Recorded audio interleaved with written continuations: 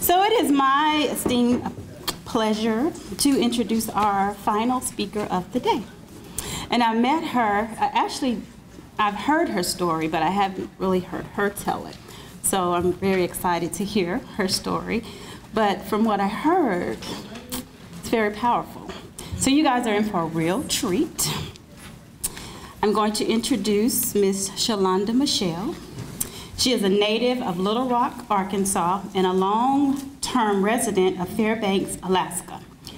While residing in Fairbanks, she suffered a mysterious, debilitating illness for 5.5 years, which was subsequently diagnosed in the calendar year of 2015 at the University of Arkansas for Medical Sciences as stage 4 cancer, in which she was given approximately 6 months to live.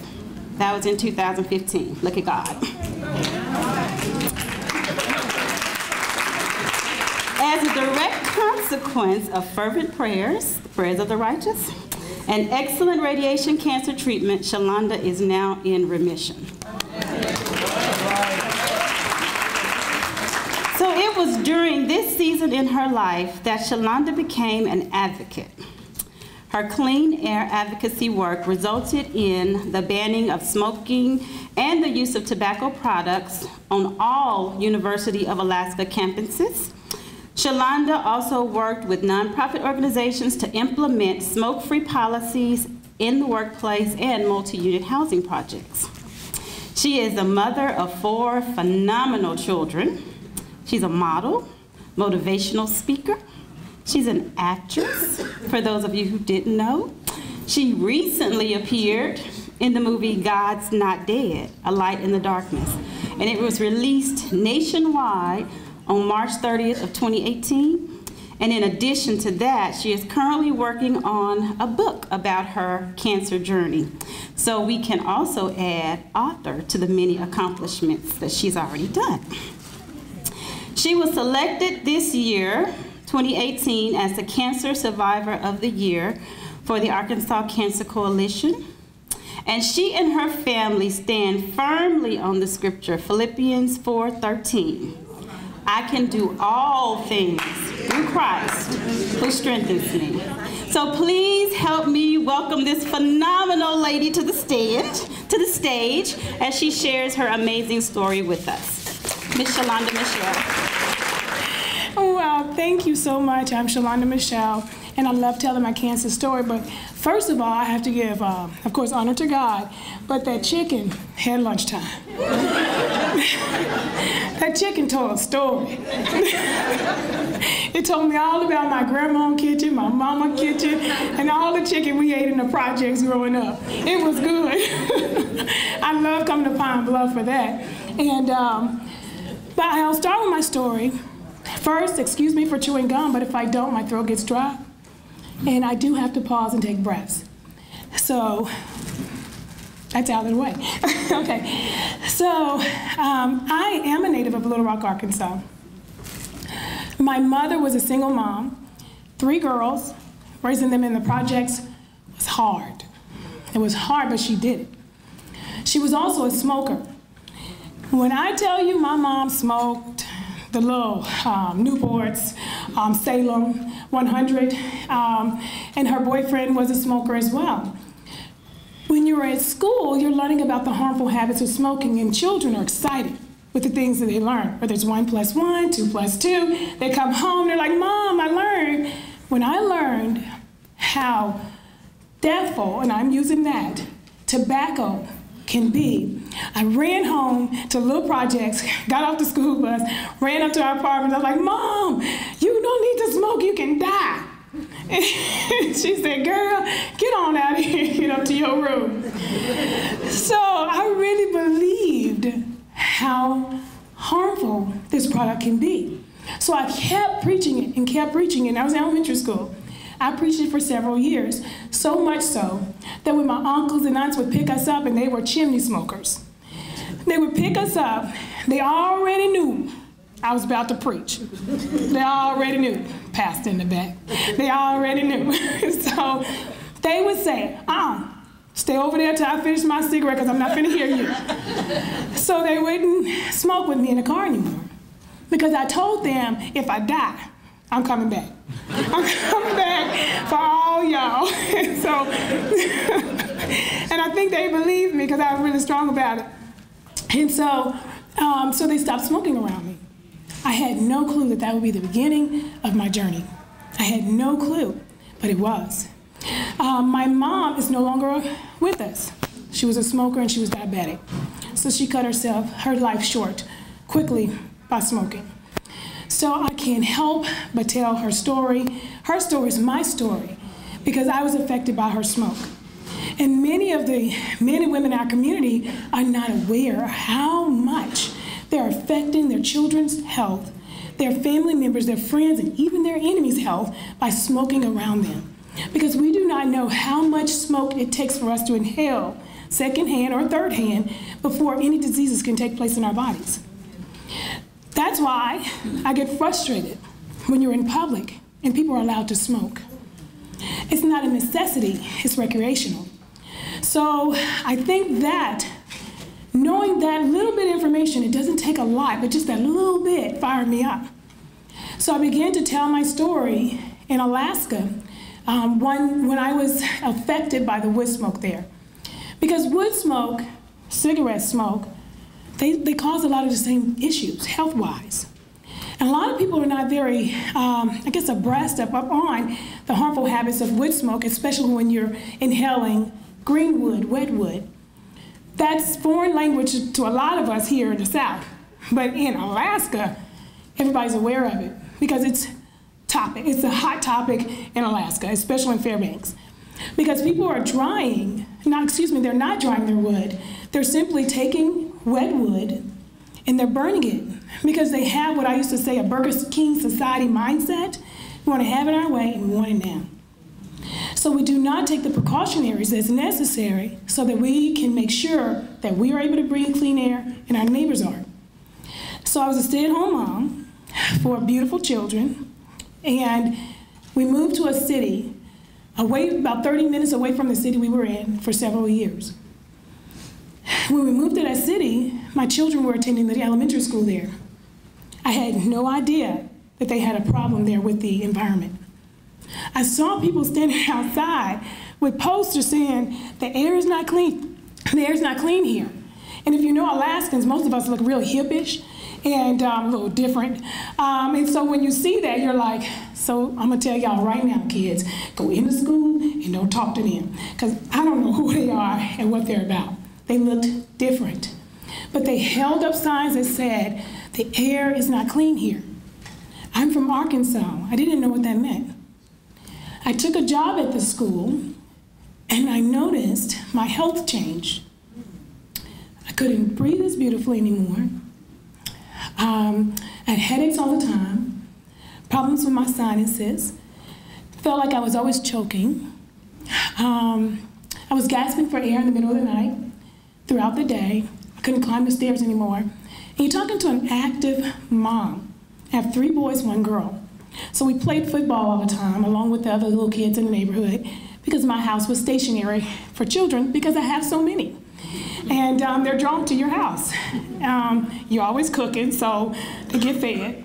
And so it was one of those things where you go from being so active and so vibrant, never even having a common cold, to one day you can't walk up the stairs regularly. You have to pause while you're cooking and sit down for a while. And you thought, something is wrong. But then you ignore that because you're taking care of so many other people. And I seriously thought, this is how, as a mom, you start thinking, or even just as a person, you start saying, I'm becoming a lazy woman. I ain't keeping my house no more. I'm not doing this anymore. And unfortunately, I was not with someone that was very supportive. And I heard him always saying, the house isn't clean enough, this isn't happening, that's not happening. And you're just pressing and you're pushing just to get through the day, but nobody knows it because your face hasn't changed. One of the things I always heard is, you don't look like you're sick. Everything look like you're okay. And that's the same problem we have with people who smoke around other people. You can't see the harmful habits of smoking, but you know that it's there. You know that it's being breathed, you're breathing it in every time you walk past it. So I kept going through the journey. Long story short, I ended up having a blood clot to the lungs for no apparent reason. I suffered 2 PEs from 2011 to 2014, and no doctor could figure out what was wrong with me. At one point they said, well, I think it's in your head. You're too young for cancer, especially the kind that we believe you would have. Your tests are coming back fine. There's nothing wrong with you. So then they said, well, you know, you're a black female. Lupus is in your family, maybe you have lupus. You have every sign for it. So they start checking for lupus. They couldn't find any signs to say you have lupus. So then they really said, girl, it's in your head. I think what we're gonna do is we're gonna medicate you for anxiety and depression. And I looked at them and I said, look, I'm not taking none. And she said, see, I think you have anxiety. And so, then the truth is, at 30, 31 at the time, I really didn't even know anything about anxiety. So I thought, I better look this up. And someone said, well, maybe I do act like, because I'm always excited, so they might think I'm diagnosed. They should diagnose me with it. And then I started having chronic pain in my body. So they said, well, you have fibromyalgia. When I tell you this pain was so bad that I felt like, if you've ever had a child, I felt the feeling of contractions from my midsection all the way down my legs. And the pain would get so bad that I would pass out. And it's almost like the pain came at the same time every night. And I can feel it about to come on. It was so routine that I started putting my children to bed early and laying down in the bed because I didn't want to fall out and hit my head on something. And I would let them know if mommy falls out or pass out, call 911 or call your dad, because he was always somewhere doing something. He wasn't a good day. It's okay. It's okay. I'm going to therapy. I'm going to therapy. It's okay. I'm just not going to talk about that. My therapist said don't talk about it right now. We're still processing some stuff.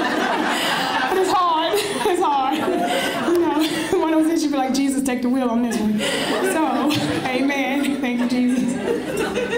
He's faithful. He's faithful. So I'm going through this journey. And I realized that there was something wrong. But nobody was listening to me. I was a very active member in my church, very active in the community, in the hospitals, witnessing team, trauma team, you name it. I was a part of it with 4 children and an ex. And pulling life together, even though you know it's broken, because everybody expects it to be fixed. Because they can't deal with it being broken. And so then you get in a place to where you're desperate for something better, but then you feel like it'll never happen. You're desperate for better health, but then your health is deteriorating. The doctor said, well, there's nothing else we can do for you. We've sent you to Colorado, we've sent you to Seattle, we've sent you to Anchorage. There's nothing else we can do for you except give you pain meds and send you home. At that point, my grandmother says, sweetheart, we just lost your cousin. She was running ragged in ministry because everybody thought she needed to receive her healing. And in order to receive your healing, you need to look like you were healed. And I understand that to a degree. And she died. She died and she left 2 beautiful children. And she says, I'm not losing another grandchild. You don't have support there. You need to come home to Arkansas. Well, I thought I was a little smarter than my granny. So I said, well, Granny, I've been to some of the top doctors in the nation. She said, and they ain't healed you yet. So then I said, okay. She said, well, get on the plane, get down here. Don't worry about anything, just get here. And she said, and bring your daughter, because you don't leave your daughter home with your husband, and you're going to be gone for a long time. That was good advice.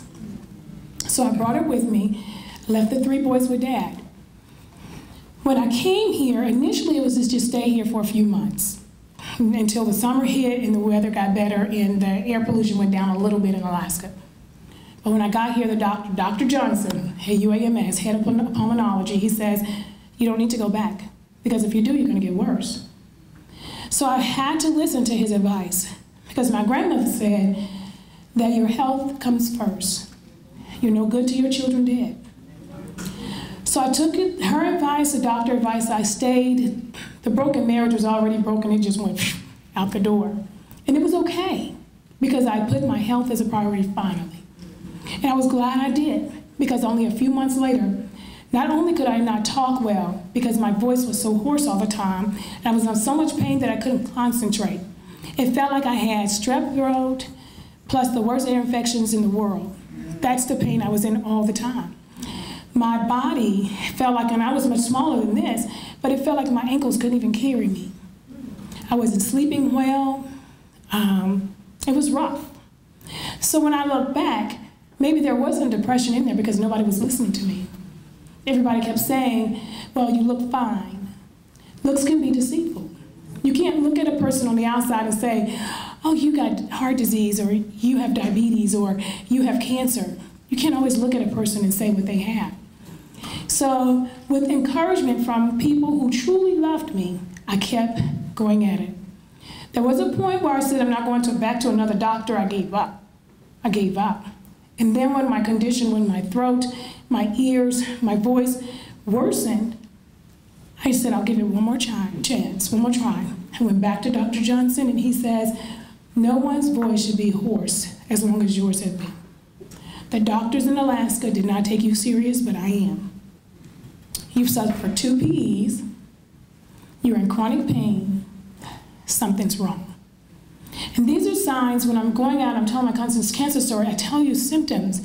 Because when you pay attention to the symptoms, oftentimes you can counteract the fatalities from certain illnesses. Sore throat over a long period of time, pain in my ears, hoarse voice for years of it. There was one time in 2012, they found a spot on my throat, on my left vocal cord. It went away. They tested me for cancer and they said, no, you don't have cancer. It would come and go away, come and go away. And they didn't pay attention that was a sign that cancer was either in my body or on its way to my body. The blood clots could not be explained. They could not figure out where they came from. Oftentimes people who have cancer in their body have blood clots also. So I had 2 PEs and both of them almost killed me. They started calling me the miracle lady every time I was at that hospital because my story went throughout the walls and the halls of the hospitals. I kept moving forward. When Dr. Johnson sent me over to ENT at UAMS, he gave them a personal call and told them to take me right away. I went in the office. They take a scope in your nose, it's got a camera on the end, and they drive it down to your throat. It's the most uncomfortable thing in the world. There's no pain meds, it's uncomfortable. Eventually they got to the point of putting numbing medication in there, but even that, my body would somehow start rejecting it, and I'd spend 30 minutes to an hour in their office throwing up from it. So when they went down this first time, you have to remain calm and relaxed. And I saw it. Before he told me you have cancer, he beat around the bush because he didn't want to say it. But I saw where the white spot used to be, it was now a big cluster, a big tumor. And it covered the whole left side of my throat. And the doctor, he finally got to the point of saying it's cancer, but he said it's so unusual. He says because it normally would cover the whole throat. And in that moment I thought, if it had covered my whole throat, I probably wouldn't have been able to breathe at all because I was already having hard trouble breathing. And so that was then God in the midst of it. So then I moved forward and they said, we have to do an immediate surgery. They went in and they came back out and said, it's saying that it's not cancer, but he says, I've researched cancer for a living. This is what I do. I know what I'm looking at. Can I go back in 30 days, take a look at it, and then we'll see what's wrong. He drew out a picture of a normal larynx and what mine looked like. And mine was far from normal. They went in the 3rd time and they found that it was cancer, and it was stage 4 cancer. So then they sent me over to the Dr. Atik. He's the doctor you see when you're terminal. And all of this didn't quite process as with me, I think, in the beginning. I think it was just so much, and I was just so happy that they found out what was wrong with me, because it'd been about 5 years of not knowing what was wrong with me. Because it started in 2010, but 2011 is when it got really bad. So I've been going through all of this, and he says, Miss Riley, do you understand what I'm saying to you? And I said, yeah, I do. But I'm just happy to find out what's wrong with me. Now I can go back and say I was not exaggerating, that something was really wrong with me. And I thought that that would kind of maybe make up for the lost relationships over my illness, but it did not. It did not. It just led people into saying, well, you must have done something wrong for God to put this on you. So at that point, I started losing faith in the church, not in God, but in the church. It broke me so bad that I seriously told the Lord, I said, now look here, I can clean your little bathrooms, wash your little floors, but I can't deal with your folks. I just cannot.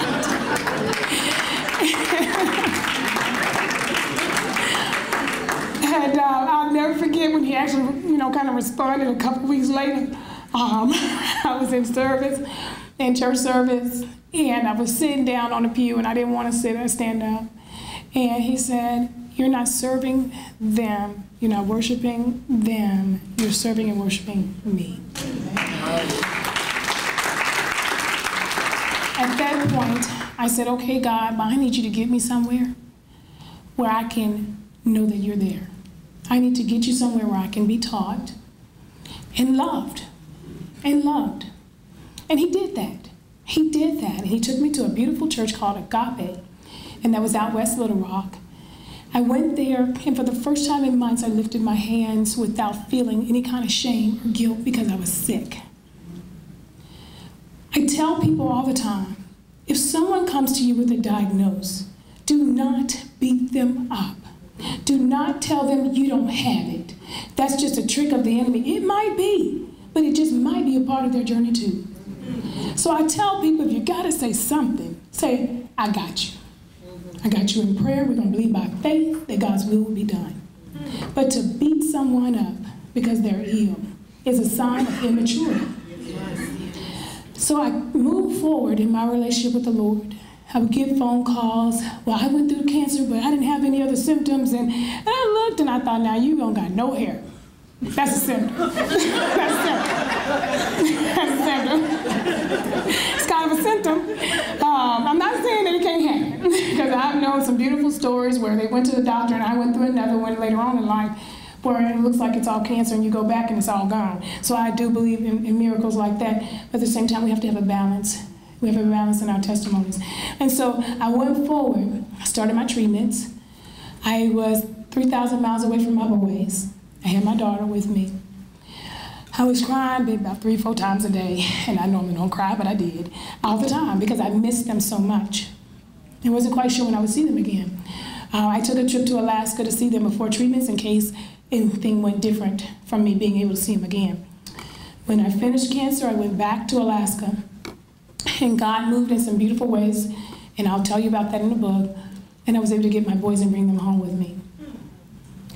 One of my boys' grades was failing immensely, and he was a grade ahead of his class, but he started failing so badly that he was so far behind that he had to take classes from the year before just to be able to catch up. But I can tell you now that today he auditioned for UAPB. And he's doing really well. And the one thing I've learned from this is I don't question God when things like that happen. I just ask God, how can I get through this? How can I get through this? Because I'm not so perfect that tragedies can't hit home with me. But how do I get through this? What is it that you're wanting out of this with me? And God responded to me and said, it's because I got you. And it's for you to go out and show the people what I've done for you. When I wanted to give up, because I did, I was like, God, look, I can't kind of do this no more. My body was weak. I lost about 30 to 40 pounds. I couldn't even get to the bathroom. I was regurgitating all day long, going through treatments. It was painful. I was in so much pain My body was rejecting every pain medication they gave me. So I had to go through 33 treatments of radiation with no pain meds.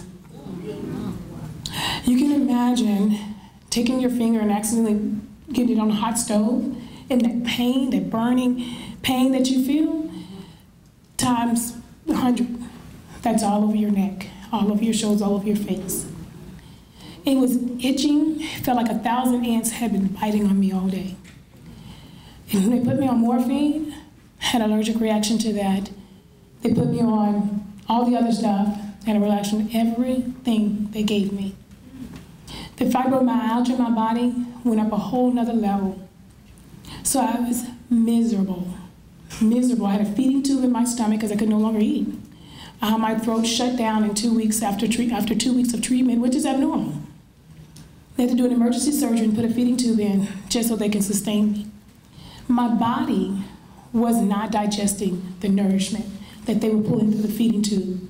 So then they said, well, Shalonda, you're starving to death. You're starving to death. So I went home and I said, God, now look, you know, I kind of wanted to give up a long time ago, but you said no. So we need to figure this out. And seriously, the Holy Spirit told me to go in my kitchen, put some things together, put it in a blender, and put it down the tube. From that day forward, I was losing no more weight. I wasn't gaining any, but I wasn't losing any. And it sustained me. It sustained me.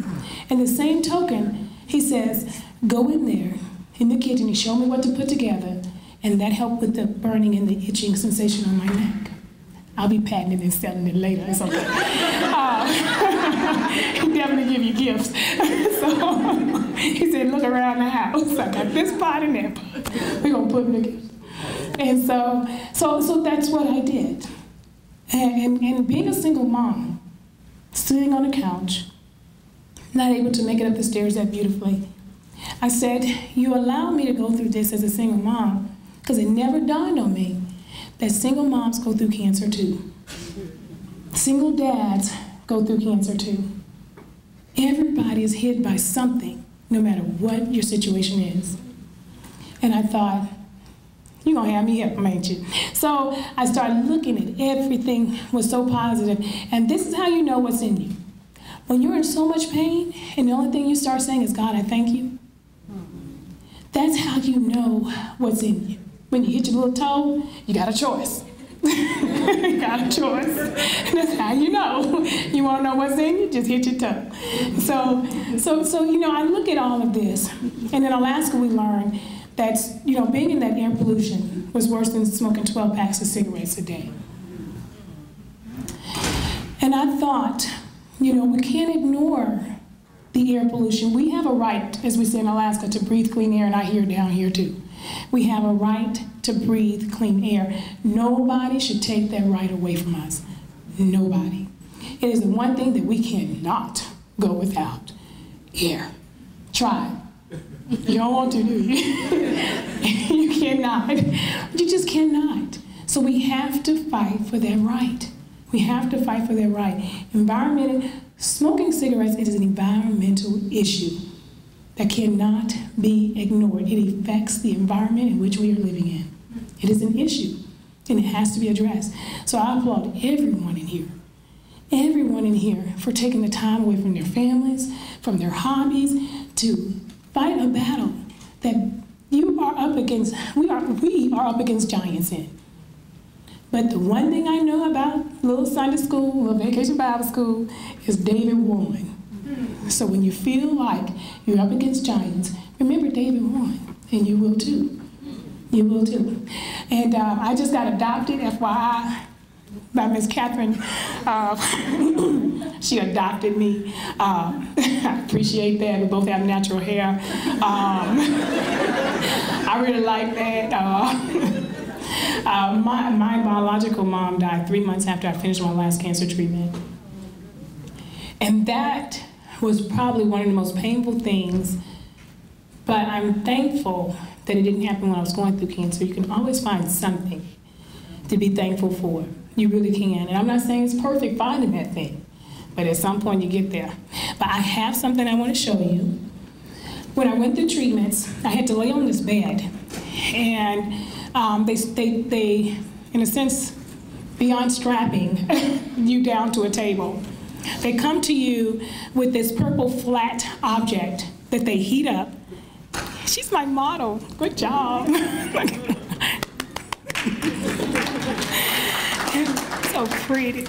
So this object was flat when they brought it to me. They warmed it up and they laid it on my body, and it molded to my body. And when I tell you it was so tight that I couldn't even blink my eyes, you couldn't move your lips because it was so tight on me. That's how much weight I had, because I had to gain a lot of weight before going through treatments. By the time I got through those treatments, I was just in the middle of that thing, and they had to keep moving me in, because if you move 1 centimeter, the radiation hits something else. So it makes sure that you can't move, so the beams will only hit the targeted tumor. And so I had to get in at 5 days a week for 10 to 15 minutes at a time. You do not feel the radiation at the time of treatments, but what you do feel is the effects of the radiation after the treatments. And I call that my little purple avatar. They said, "You want to burn it?" I said, "No, this is my friend." This kept me stable. And I have a video for you. Thank you. I have a video for you.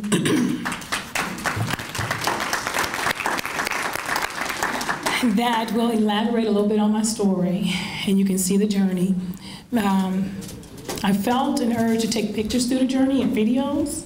And I used to tell the doctors, you know, I'm gonna be famous one day, and we need to be able to look back on this, and y'all can be famous with me. And it's ironic that I'm now showing my story to everyone.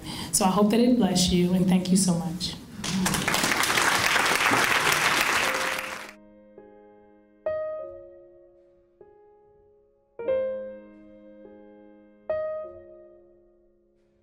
How do I find my way in peace?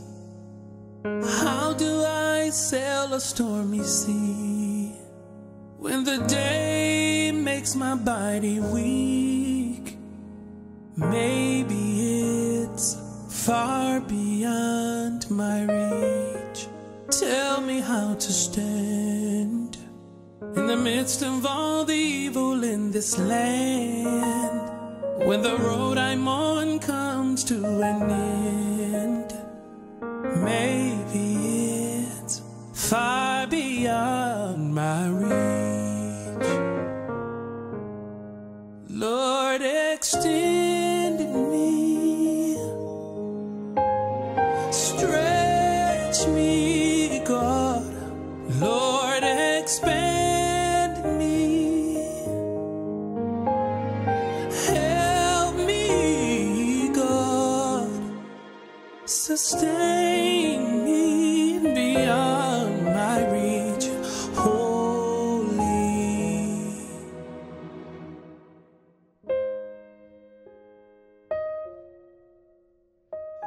How do I go another mile, continuing to think that it's worthwhile?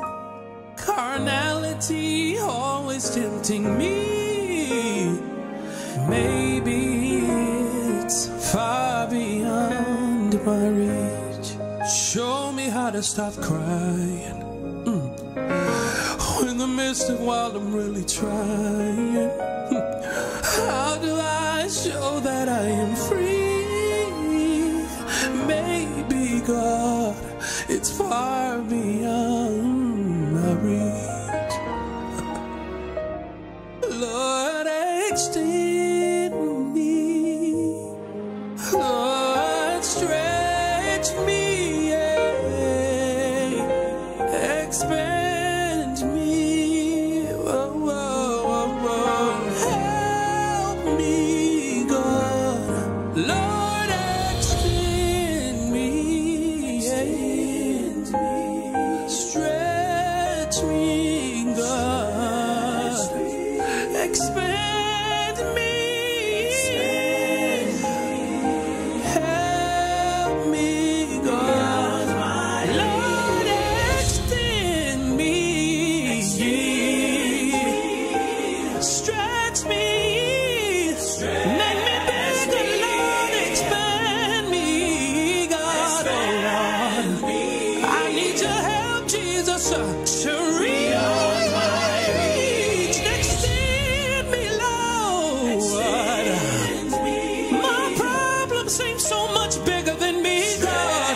But if you expand me, God, I'll be able to push, God, if you help me.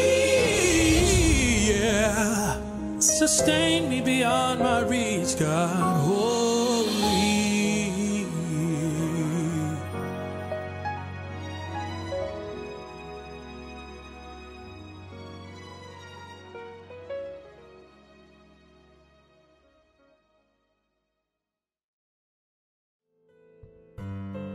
One morning, my son woke up and he had come to me on a Saturday morning. He said, I had a terrible dream. I dreamed you had cancer, Mom. And I said, well, honey, your mama don't have cancer. And if she did, she'd kick his butt. Because I didn't want him to be afraid, but I'd already known in my spirit that it was possible. It was really scary, being a mother of 4 children, and you're now faced with this situation, and you're like, ooh, how is this going to end? My granny insisted that I came to UAMS. She insisted that I come back home because she says, honey, she said, in all my years, I know from experience that if no one can find out what's wrong with you, UAMS can. I went through 33 treatments of radiation to the neck, the larynx. So, yeah. It felt like it was the end of life for me. Yolanda was a fighter. She experienced some significant side effects from radiation therapy, where she lost the ability to swallow and get adequate nutrition. She was admitted to the hospital and had to get a feeding tube placed, which got her through the remaining treatments. I'll say that spiritually, physically, psychologically, in every area, it's different for me. I use 2 words a lot, amazing and exciting. Because now you've seen what it's like to possibly not be able to go forward and not be able to do normal things. This is your one opportunity to be exactly who you are. Whoever God formed you to be, this is your one opportunity to actually be that person. And whatever difference you can make, you want to do it.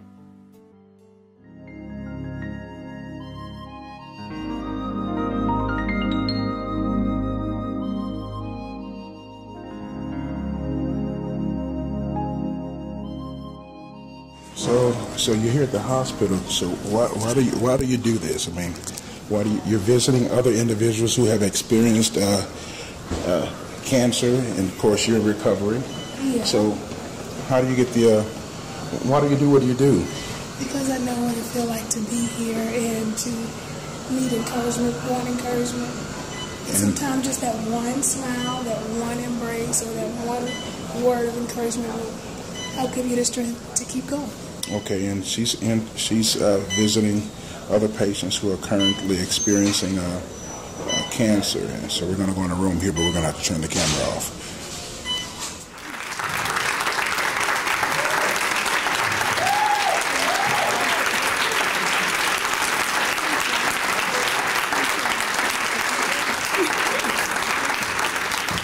I'll be making me about to cry.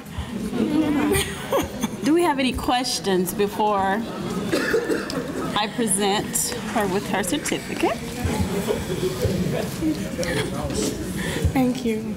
Thank you so much. Thank you for sharing, and that it really does help people, really encourages, and so it's your testimony, and that's what gets people through, is other people's testimony. So thank you. Thank you.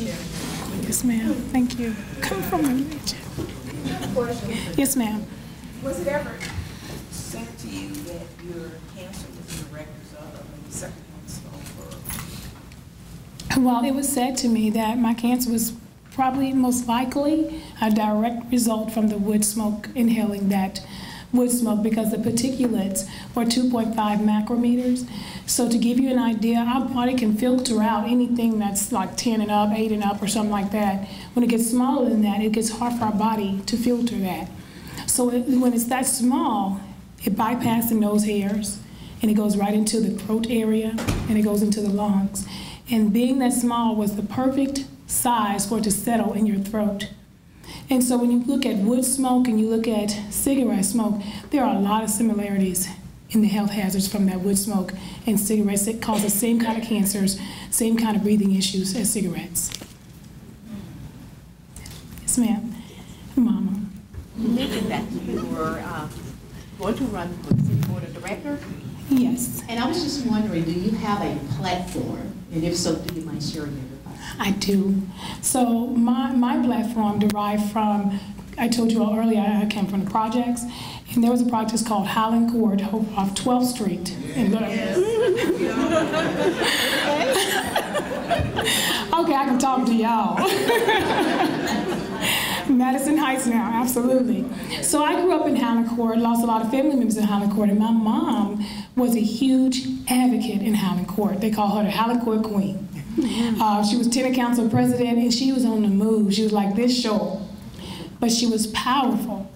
Unfortunately, because of her power and her advocacy, our apartment got shot in several times because they wanted her to shut up. They would follow me, I'm talking about a whole gang, would follow me to the bus stop, meet me at the bus stop, full of threats. We had holes in our mattresses, we slept on the floor, bathtubs, under the beds, so that we wouldn't get hit by bullets. So that area is where I come from. That area is where my heart is, because I believe it's better now, but I believe that we could get better resources there. When I hear the statistics on smoking and the liquor stores being connected with the advertisement, it's very well known in this area. It goes from 12th Street, Geyer Springs, 65th. And when you go to the liquor stores, when you drive by, you see advertisement of cigarettes. When you go to West Little Rock, it's a different name. It's called Spirits. You're not seeing the posters of cigarette smoking and advertising for cigarettes, but all throughout our predominantly African American and Latino community, it's well advertised. So that's my frustration and lack of mental health resources there and jobs. Wasn't that an amazing story? Thank you.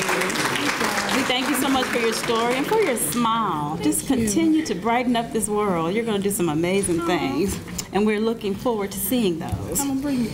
I'm going to bring it. Gonna bring it? I'm going to bring it. She said she was going to bring it. So the University of Arkansas at Pine Bluff Minority Initiative Subrecipient Grant Office, we would like to present you with the Certificate of Appreciation for your presentation on today. Just keep making this world a better place. Thank you.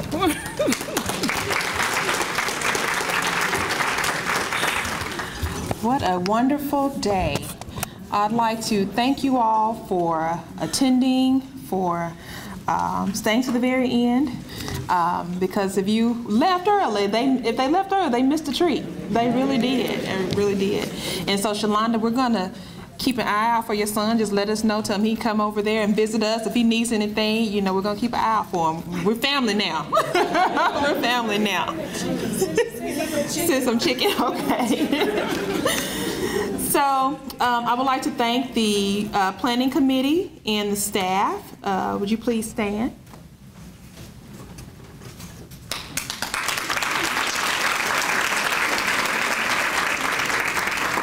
For all those who played a part in today's event, UAPB-TV, the C3 firm, she's not paying attention back there.